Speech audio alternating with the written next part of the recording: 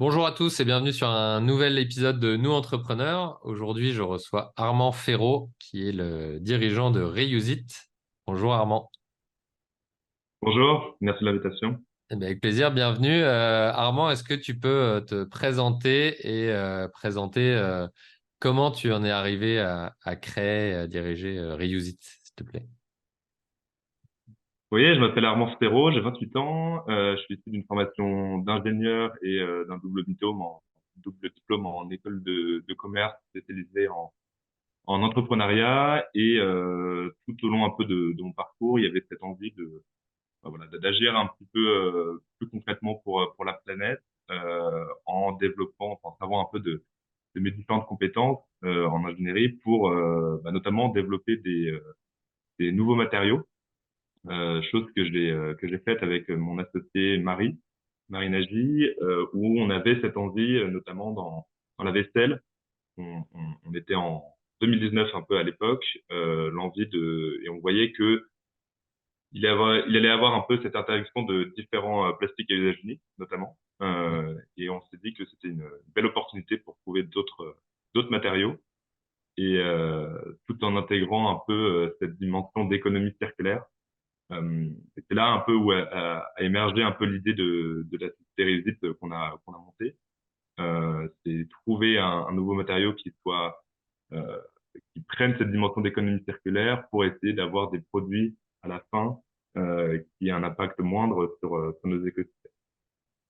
Ok. Et alors, ça a l'air assez, on va dire, fluide, etc. Mais qu'est-ce qui t'a donné envie d'entreprendre? Est-ce que c'est quelque chose que tu t'es toujours dit, je vais faire des études et je vais entreprendre, ou est-ce qu'il y a un moment déclic? Comment ça s'est passé?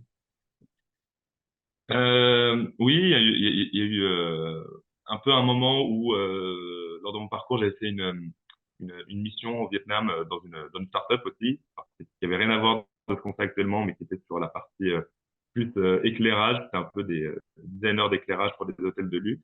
Ok. Et un peu cet environnement d'entrepreneurial, m'avait beaucoup aimé et je me suis dit, bah, pourquoi pas me lancer moi aussi dans cette aventure. Et c'est un peu, je pense, là, la bascule qui m'a fait venir dans ce monde entrepreneurial. Ok. Très bien. Et donc, qu'est-ce que vous proposez avec Reuse It? À qui? C'est quoi votre cible et votre unicité quelque part?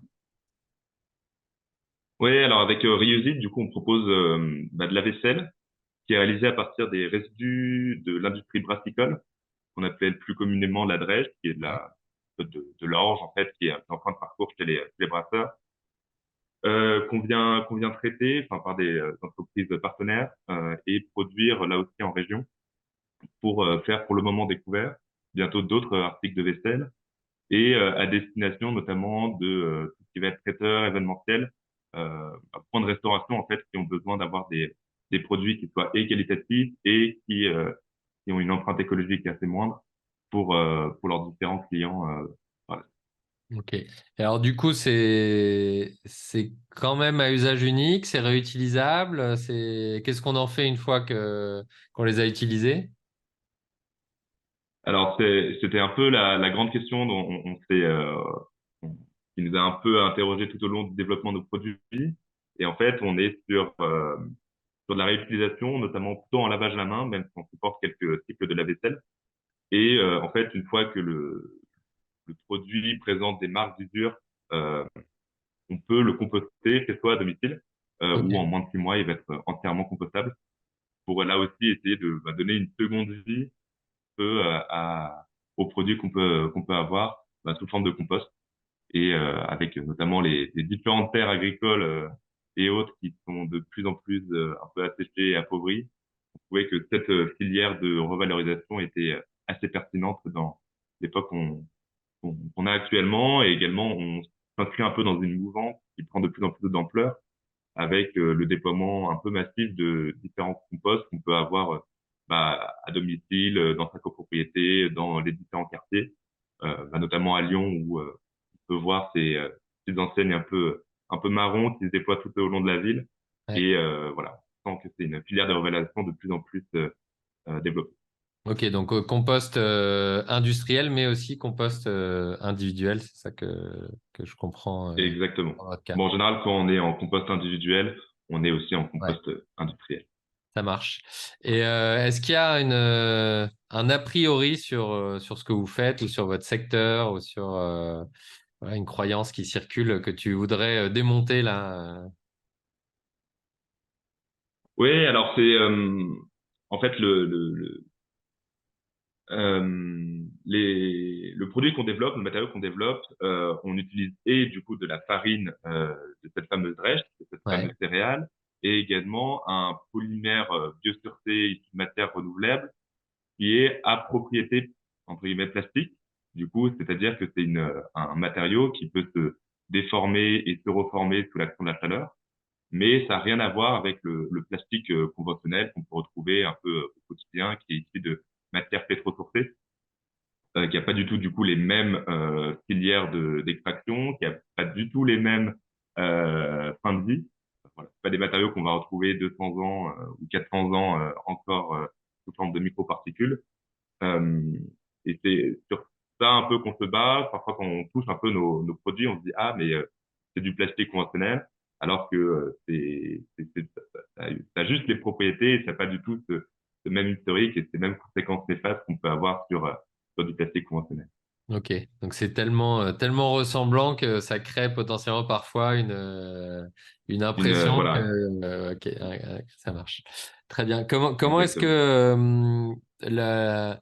donc vous vous êtes créé alors post-Covid, donc vous n'avez pas forcément été impacté par l'arrêt de la restauration, etc. Qu'est-ce qui dans la conjoncture actuelle, vous, qu'est-ce qui peut vous impacter positivement ou négativement et comment est-ce que vous vous y adaptez?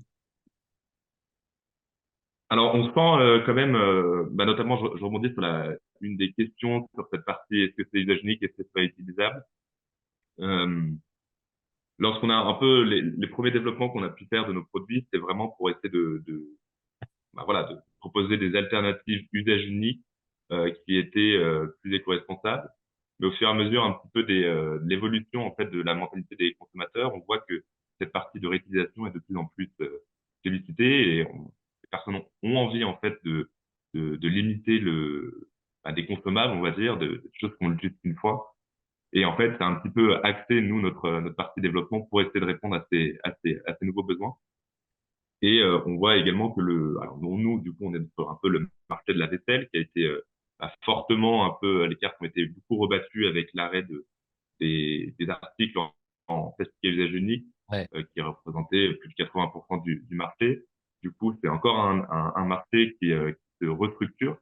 On voit notamment pas mal de couverts, par exemple, notamment en bois, qui ont pris le dessus sur le marché, mais avec voilà, ils remplissent pas non plus tout le cahier des charges, notamment sur l'aspect un peu gustatif, avec cet aspect un peu rêche en bouche. Du coup, on sent que voilà, il y a quand même de la place pour d'autres acteurs et d'ailleurs, il y a pas mal d'autres sociétés qui essaient de proposer d'autres articles. Et voilà, du coup, on essaye un peu nous de se positionner derrière sur ce nouveau marché et sur cette nouvelle structure qu'on a actuellement. Ok. C'est quoi votre ambition pour Réusit? Où est-ce que vous voulez emmener l'entreprise et... Alors, l'essence même en fait de Reusit et tout ce qu'on a pour l'instant travaillé, notamment en termes de R&D, développement, c'est le but de, de proposer un nouveau matériau qui a ses différentes qualités en termes de résistance, en termes de fin de vie et autres. Pour l'instant, ça se matérialise sous forme de couvert. Et bien évidemment, l'objectif en fait, c'est de développer toute une gamme autour de la vaisselle qu'on peut distribuer en France, mais également aussi en Europe et à l'étranger et également cette envie de pouvoir à terme en fait proposer notre matériau pour d'autres acteurs, d'autres entreprises qui souhaiteraient faire des articles et des objets, des produits qui soient hors vaisselle, mais dont les propriétés peuvent les intéresser pour essayer voilà de démocratiser un peu de manière plus ample notre matériau. Ok, d'accord. Donc ouais, ça y a pas mal d'axes différents de développement, pas mal de choses, d'opportunités, quoi. Ouais, Top, exactement. Top. Quel défi tu vois dans les prochains mois vous concernant? Est-ce que je sais pas, l'énergie, le contexte économique ou d'autres sont des défis pour vous? Alors, ce serait plus des défis liés au développement de la société. On est du coup, quand même une société un peu industrielle et notre déploiement se fait plus par palier, on va dire, Mm. où on avait un peu l'échelle laborantine, l'échelle semi-industrielle, et là, on a envie de voilà d'être un déploiement plus massif, avec également voilà, un recrutement d'autres profils au sein de la société, qui va intervenir, on l'espère, courant 2024, d'en dire un petit peu maintenant qu'on commence déjà à préparer, Ouais. pour voilà essayer de notamment commencer à se diversifier sur la gamme qu'on peut proposer, attaquer d'autres marchés à plus forte valeur en termes de volume, et c'est ce qui va un peu commencer à pérenniser la société. Et c'est un peu l'année, on va dire, vraiment charnière pour passer un autre cap de développement de Reuse. Ok. Et si on revient un petit peu en regardant dans le rétroviseur, est-ce que tu as, je sais pas, une surprise, un apprentissage, quelque chose auquel tu t'attendais pas? Qu'est-ce qui t'a le plus surpris en te lançant dans l'entrepreneuriat? Euh, L'évaluation du temps que pouvait représenter notamment le développement de produits. Euh, on a eu la première idée qu'on a eue de la société, c'était en 2019, on a créé en 2021, et on a eu quasiment 3 ans et demi de développement R&D et d'industrialisation. Temporalité qu'on avait largement sous-estimée au Ouais. départ, avec en fait, c'est voilà, il y a chaque fois des choses qu'il faut adapter, qu'il faut optimiser. On est passé par plusieurs étapes en fait de déploiement de produits. Où on s'est retrouvé parfois avec des couverts qui présentaient bien sur papier, mais au final qui étaient complètement mous, du coup quasiment inutilisables lorsqu'on lorsqu'on était le manger avec, ou voilà des couverts, etc. Il y avait un peu on a eu un peu toutes les versions, et et en fait rétrospectivement en fait je pense qu'on aurait dû plus se renseigner sur d'autres sociétés qui pouvaient développer d'autres produits un peu similaires pour essayer de comprendre un peu quelles étaient les échelles de temps sur ce type de déploiement, et je pense qu'on aurait pu peut-être mieux optimiser cette partie-là. Ok, ok, ça marche. Et le prochain apprentissage ou les prochaines compétences que tu penses devoir développer en tant qu'entrepreneur? Bah, c'est forcément sur la partie un peu gestion d'entreprise, chef d'entreprise, on va être amené à recruter pas mal d'autres personnes. Du coup, essayer de d'insuffler la dynamique qui nous porte, Marie et moi, également à tous les autres employés et collaborateurs de la société, pour essayer de de driver un peu sur un but commun. Ouais. Et c'est des choses assez nouvelles pour moi. Du coup, je pense que c'est des compétences faudra développer prochainement. Ok. Est-ce que tu as une actualité ou une demande, un appel? Donc, on s'adresse principalement à des dirigeants dans le Rhône. Qu'est-ce que la communauté des entrepreneurs du Rhône peut faire pour toi et pour Reusit? Bah, déjà si vous avez besoin de couverts ou d'autres articles de vaisselle, n'hésitez pas à nous contacter pour vos événements ou autres. Et non, sinon, plus sérieusement, on est on va être en recherche active, notamment de levée de fonds. Du coup, on est toujours intéressé de pouvoir voir s'il y a des différents financeurs qui nous écoutent, de pouvoir dialoguer et discuter et voir si voilà nos différents projets peuvent avoir un match. Voilà, c'est un peu la demande que l'on fait. Ok, très bien. Pour la première demande, tu disais donc si pour des événements, ça veut dire que c'est principalement, tu l'as dit au début, hein, mais pour que ce soit bien clair, euh, c'est des professionnels de l'événementiel plutôt, c'est des traiteurs, etc. Ou quelqu'un qui organise un événement peut venir aussi acheter des couverts chez vous. C'est quoi les canaux de distribution, par où on vous contacte, où est-ce qu'on Ouais, achète? alors Il peut y avoir les deux. Alors pour l'instant, c'est plus via notre site ou par mail directement qu'on établit les différentes devis, ou c'est pour l'instant plus de la vente directe. On commence à se diversifier par notamment des distributeurs et d'autres canaux. On a testé aussi un peu la GMS, la GSS et autres pour pouvoir plus vendre de manière plus individuelle. Mais pour revenir, ça peut soit être du coup des sociétés d'événementiel ou directement moi, chef d'entreprise, j'ai envie de créer un événement pour ma société et pour la partie vaisselle, je m'adresse à Réussite pour pouvoir leur commander des couverts et les proposer à mes différents invités. Ok, très bien. Est-ce qu'il y a une question que je ne t'ai pas posée et à laquelle tu t'attendais ou tu brûles d'envie de répondre? Euh, Peut-être quels seraient les différents conseils qu'on pourrait donner sur la partie développement d'un projet entrepreneurial. Euh, on est un petit peu, voilà, on n'a pas encore eu d'expérience là-dedans et si je suis une personne qui brûle d'envie aussi d'avoir développé un projet, quels seraient les bons conseils amené à m'être transmis.